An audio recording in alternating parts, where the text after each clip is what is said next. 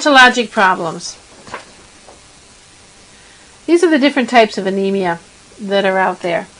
And now anemia is a decrease in your red blood cell count or in the amount of hemoglobin. There's a box on page 1103 that talks about the pathophysiology of anemia you need to look at. It is diagnosed by doing a CBC, iron and total iron binding capacity, serum ferritin, sickle cell test, hemoglobin electrophoresis, which looks at your abnormal hemoglobin, a Schilling test that looks at your B12, a bone marrow exam, and there's a table on page 1087 that looks at that, and your quantitative assessment of your G6PD enzyme. Iron deficiency anemia is the most common cause, and chronic blood loss is the most common cause of iron deficiency anemia. Blood transfusions are not indicated for the asymptomatic patient.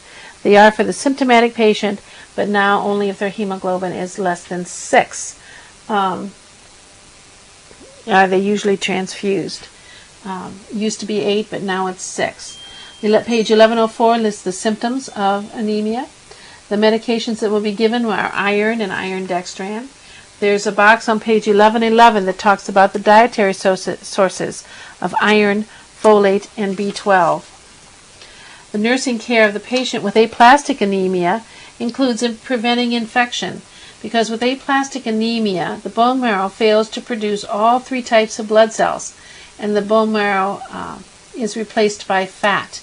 So the treatment is to remove the cause, give them blood transfusions, and bone marrow transplants. In the meantime, we need to prevent infection, continue to assess for blood loss, maximize oxygenation, and promote coping strategies. Do a lot of patient teaching. Hemolytic anemia is the premature destruction of your erythrocytes, with the inability of the bone marrow to compensate for cell loss. And the following are the different types: autoimmune, hereditary, spherocytosis, enzyme deficiency anemia, sickle cell disease, and thalassemia. This is showing the different types of sickle cell disorders, and there's a picture on page 1107 you should look at.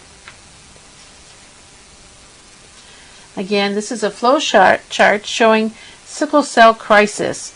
You have a decrease in your oxygen tension, so it causes sickling of that red blood cell, which will plug your small vessels, decreasing your oxygen supply and leading to organ infarction.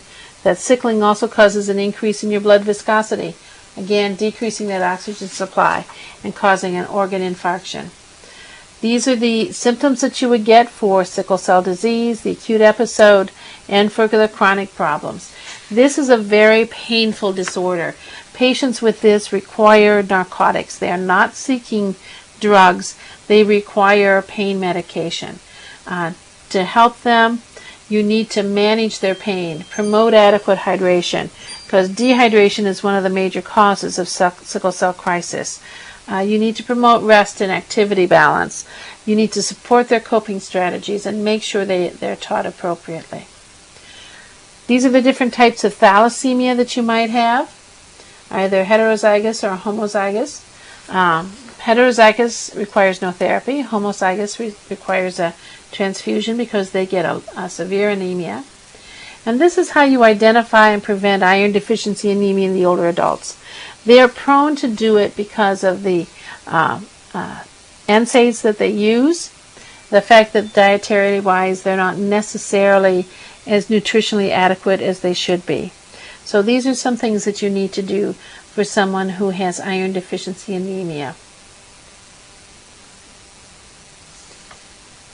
And these are your clinical manifestations of iron deficiency anemia.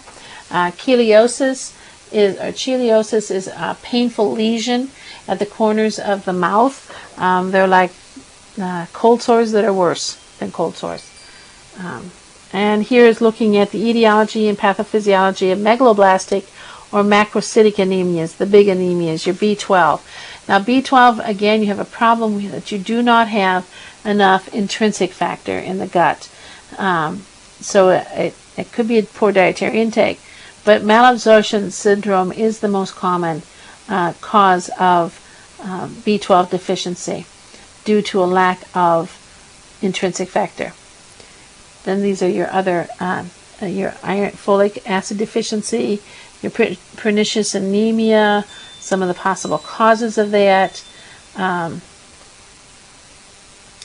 which is a B12 deficiency, and what you're going to do about that. Polycythemia. Poly means many, cy means cells, and emia means red blood cell, red. So you have many red blood cells. Vera means true, so it means it's not due to another disorder. Initially, there are no symptoms.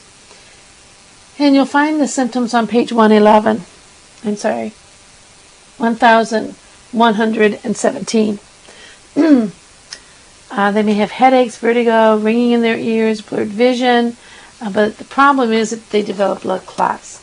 So they oftentimes have to have, go back to the old-fashioned bleeding, where they'll remove a pint of blood every 6 weeks or so to help prevent those late-stage symptoms. This is patient and family teaching for the patient with leukemia. Leukemia occurs 10 times more often in adults.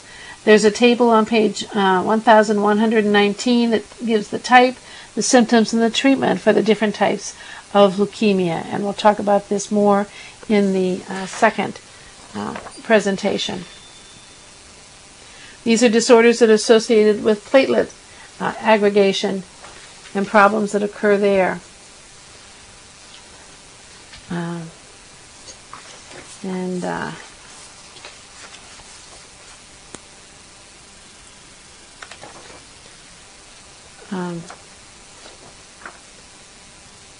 And this is thrombocytosis, which can be characterized as reactive or essential, and the different types that are associated here, including polycythemia, iron deficiency anemia, bleeding tendencies they'll have, and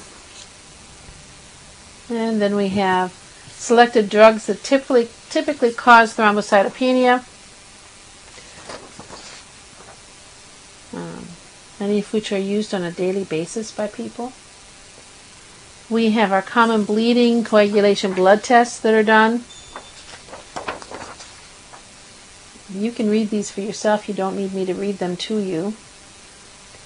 The patient with non-Hodgkin's lymphoma, this is patient teaching for that.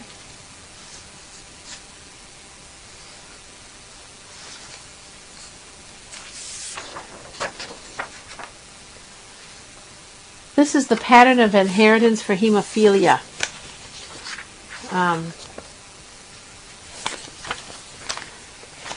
Where you can see that the defective gene is found on the X chromosome. When it's in the male, he'll be hemophiliac. When it's in the female, she'll be a carrier. And how it goes through the genetic background for that. These are your clinical manifestations of hemophilia: lifelong bleeding tendency, repeated episodes of spontaneous bleeding, excessive bleeding after dental extractions, life-threatening hemorrhages. Management of the patient with hemophilia includes replacement of the deficient coag factors with bleeding episodes when the bleeding episodes don't respond to local treatment. These are the different types of leukemia that we'll talk about more extensively in the second half of the lecture. And these are the symptoms of the chronic myelogenous leukemia that they have, and the diagnostic tests that are done.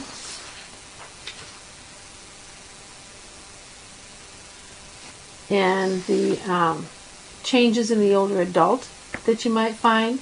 Some are due to aging, some are due to chronic myelogenous leukemia.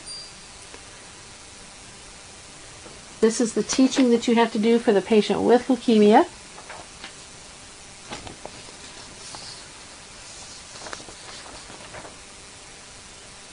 Hodgkin's disease is a malignant disorder of the lymph nodes. It causes the development of Reed-Sternberg cells, and the treatment regimen is dictated by the stage that the patient is in.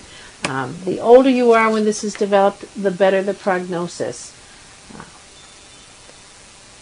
Non-Hodgkin's lymphoma, again, this is the different type of histology that you might have. that goes along with it. Needless to say, you want the top and not the bottom. And then this is the treatment. The patient family teaching for non-Hodgkin's lymphoma. And that finishes part 1 of this lecture.